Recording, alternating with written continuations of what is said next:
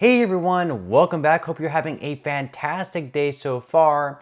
So in 2024, the maximum benefit that you can receive if you're on Social Security benefits is $4,873 per month. However, very few Americans actually qualify for that amount, but we are going to be going over a few different methods on how you can maximize your Social Security. Plus, in 2023, Nancy Pelosi was strong once again in picking her stocks, but was she actually defeated despite her stock expertise? We're going to be going over the list of the best congressional lawmakers who fared extremely well in the stock market. Surprise, surprise there. But before we go ahead and dive into the main content of today's video, if you wouldn't mind helping me out real quickly by just giving this video a like, that just helps out with the good old YouTube algorithm, and also consider subscribing to my channel if you have not already. Plus, if you would like to receive 20 free stocks, even though you're not a congressional lawmaker in DC, which will be worth at least $60 in value or $60 in cash if you decide to sell them. In a pinned comment below, I will be leaving a link to Webull. All you got to do is once you click on that link is open up a free account and then deposit at least 1 penny. At that point, you're going to receive the 20 free stocks. And again, if you do not want to invest at this point in time because you cannot get insane returns like these lawmakers can in Washington, you can always just sell those stocks for $60 or more and then transfer that money right back to your bank account. Okay, so once again, we're going to be opening up today's video discussing the performance of our lawmakers that we sent off to DC to help better our country, even though they don't seem to do all that well or really seem to care that much.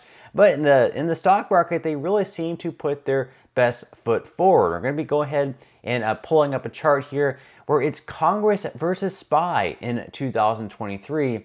And for those of you unfamiliar, SPY is basically an index tracking the S&P 500. The S&P 500 is basically tracking the 500 biggest companies in the United States. So this is pretty much like the average. This is what most Americans might invest in. It's like an index fund called SPY, but a lot of lawmakers actually beat the index. And you can see here, Brian Higgins absolutely did the best at a 238.9% return.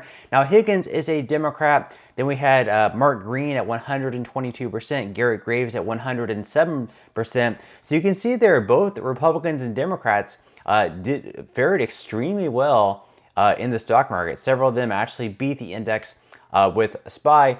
And, surprise, surprise, Nancy Pelosi actually got beat last year in 2023. You can see her a little bit further down the list at 65.5%. So obviously she 3x'd the market, did extremely well. But as you can see there, she actually got defeated. So I'm sure she's pretty angry about that she was not the #1 lawmaker this year or last year in DC. So I'm sure in 2024 she's going to be roaring back with terrific numbers and trying to take down Higgins, Green, Graves, and the rest of them that defeated her. And because of this, obviously, all these lawmakers are doing extremely well in Washington. They have all the influence. I mean, they can regulate companies, they can deregulate companies, and they know these things ahead of time. So perhaps if they're going to deregulate a company, they might invest in that company, and they know things they know how things are going to work out with certain industries ahead of time, ahead before we do, and they can put certain things into law.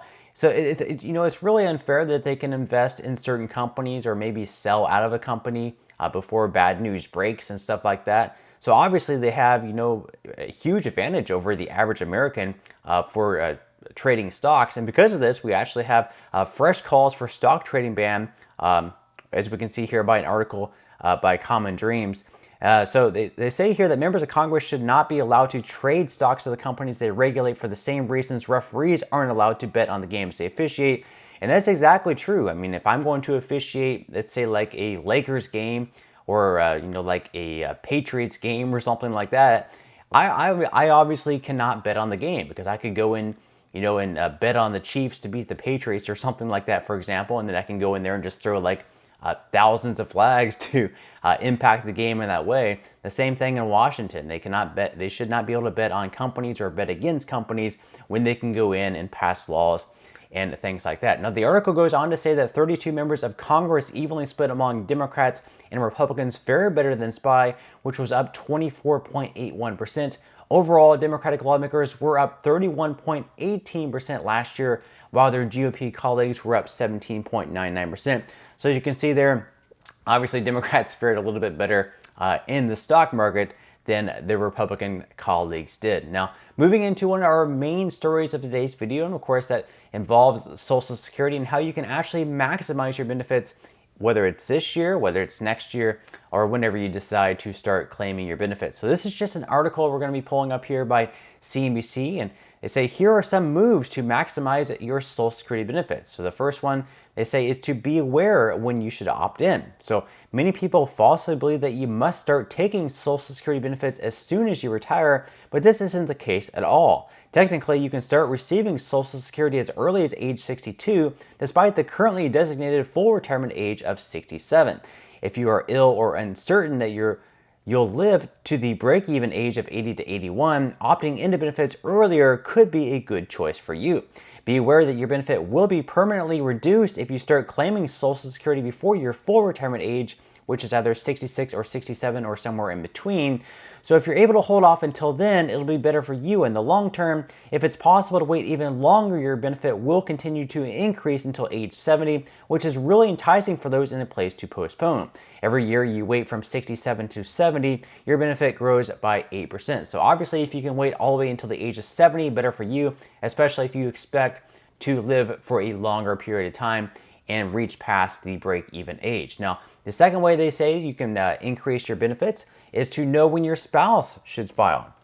So even though many Social Security restrictions were eliminated in 2015, couples can still optimize their benefits in several ways. If both of you are in very good health, it's typically best for both of you to wait until age 70 to start claiming your own benefits.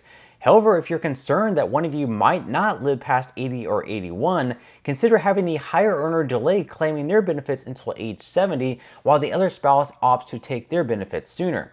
This strategy works well because survivor benefits work differently than spousal benefits. Even if the higher earner dies before age 70, the living spouse will still receive their partner's benefit as if they had already begun taking it. So that's definitely something to keep in mind as well. And the third way to maximize your benefits is to understand your options around divorce and death. So if you're divorced but were married to a higher earning ex-spouse for at least 10 years, don't forget that you're entitled to the spousal benefit on their record, and you don't even need to contact them to find out that amount. To claim on their record, you must be at least 62 and still unmarried, but your ex doesn't have to have filed.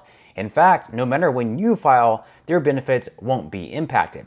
Now, if you are divorced and your ex-spouse has passed away, you can still claim survivor benefits on their record as early as age 60. Widows and widowers can also claim survivor benefits at the same age.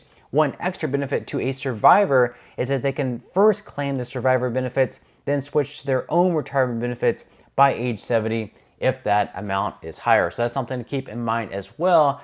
Now, there are actually 10 states right now that you could possibly be living in, and because you live in those states, your benefits could actually be reduced because you're actually going to be taxed at the state level as well as possibly the federal level as well. So according to the Motley Fool, here are 10 states that still tax Social Security benefits, and we can see here that Colorado, Connecticut, Kansas, Minnesota, Montana, New Mexico, Rhode Island, Utah, Vermont, and West Virginia are on the list. Now, last year, 2 states removed themselves from that list. We went from 12 states to 10 states.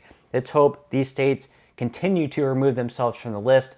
And let's hope within maybe the next 5 years or so, we don't see any of these states taxing our Social Security benefits. But that's all we have for today's video. I certainly hope that you enjoyed and found value out of it.